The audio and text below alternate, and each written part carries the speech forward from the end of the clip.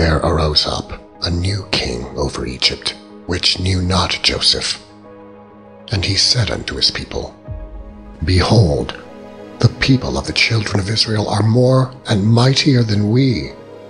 Come on, let us deal wisely with them, lest they multiply.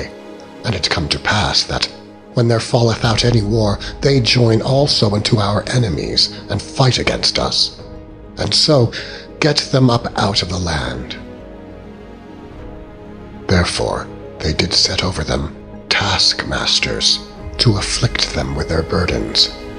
And they built for Pharaoh treasure cities, Pithom and Ramses. But the more they afflicted them, the more they multiplied and grew, and they were grieved because of the children of Israel. And the Egyptians made the children of Israel to serve with rigor, and they made their lives bitter with hard bondage, in mortar and in brick, and in all manner of service in the field. All their service wherein they made them serve was with rigor. And the king of Egypt spake to the Hebrew midwives, of which the name of the one was Shiphrah, and the name of the other Puah. And he said, When ye do the office of a midwife to the Hebrew women, and see them upon the stools, if it be a son, then ye shall kill him, but if it be a daughter, then she shall live. But the midwives feared God, and did not as the king of Egypt commanded them, but saved the men children alive. And the king of Egypt called for the midwives, and said unto them, Why have ye done this thing, and have saved the men children alive? And the midwives said unto Pharaoh, Because the Hebrew women are not as the Egyptian women, for they are lively, and are delivered ere the midwives come in unto them. Therefore God dealt well with the midwives. And the people multiplied, and waxed very mighty. And it came to pass, because the midwives feared God, that he made them houses. And Pharaoh charged all his people, saying, Every son that is born ye shall cast into the river, and every daughter ye shall save alive.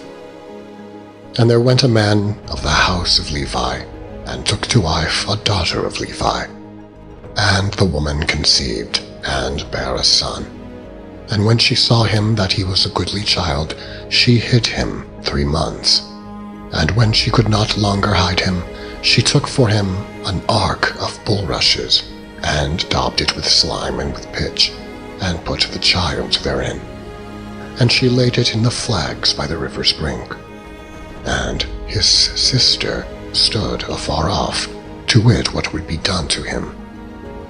And the daughter of Pharaoh came down to wash herself at the river, and her maidens walked along by the river's side.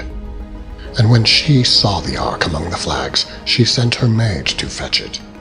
And when she had opened it, she saw the child. And behold, the babe wept. And she had compassion on him, and said, This is one of the Hebrews' children.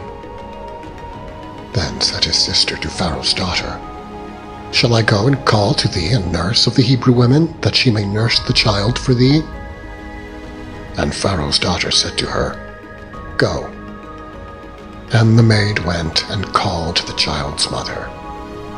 And Pharaoh's daughter said unto her, Take this child away, and nurse it for me, and I will give thee thy wages. And the woman took the child, and nursed it. And the child grew. And she brought him unto Pharaoh's daughter, and he became her son. And she called his name Moses. And she said, Because I drew him out of the water,